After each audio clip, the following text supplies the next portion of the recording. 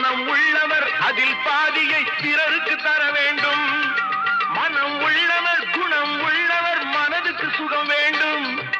தனம் உள்ளவர் அதில் பாதியை பிறருக்கு தர வேண்டும்.